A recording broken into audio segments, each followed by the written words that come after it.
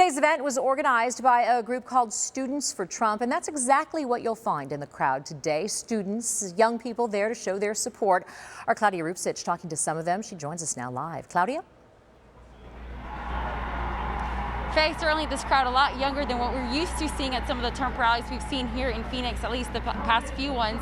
I can tell you I spent a few hours talking to some of them, and the organizer said the group was about 16 to 24 years old, the majority of them.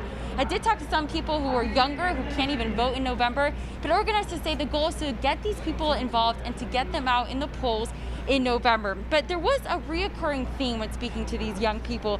They told me that they wanted to come out and listen to the president for themselves, hear what he has to say, and make up their own minds. We're the next generation, and we're going to be raising the next generation as well, so I think it's important for us to know what we support. Our age group is so easily influenced by what other people tell them, and so I think it's important to come see it for yourself. I feel like I'm on an island all alone, but now when I come to these kinds of things, it's just like I'm here, you know? There's people that agree with me, there's people that believe in the same things that I do. Our younger generation always tends to watch the media and listens to everything they say, so it's good to actually go out and have your own opinion. Supporters were very excited to be here, and they were excited to be out here with friends and family. Out here outside the church, we've got some other supporters who are out here. Some didn't get tickets, some didn't try to get tickets, but they wanted to still come out here, listen to the president through the loudspeakers, and show their support.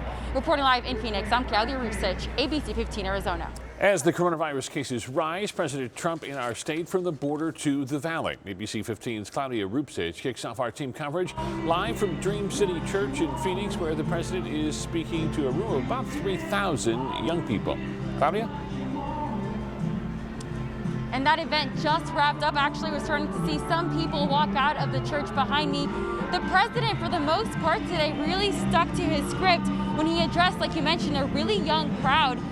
Organizers told us the majority of people were between 16 to 24 years old, and many of them ignored the request to wear face masks inside the venue.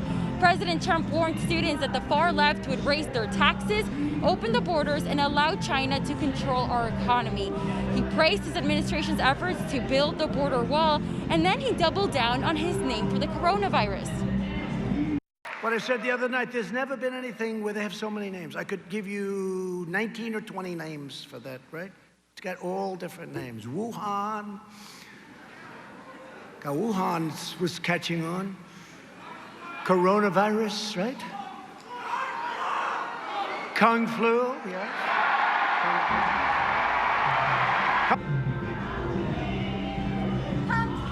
And you can see some of that crowd right now exiting the venue, the church here in Phoenix. The president also took aim at his Democratic challenger, former Vice President Joe Biden. I'll have more on that coming up on ABC 15 News at 6. For now, reporting live in Phoenix, I'm Claudia Rupcich, ABC 15 Arizona. In that crowd, 3,000, mostly young people, ages 16 to 24 years old. They see themselves as the future of the Republican Party. Some of them called up to the stage to share stories of how they say they were targeted for conservative beliefs on so-called liberal college campuses.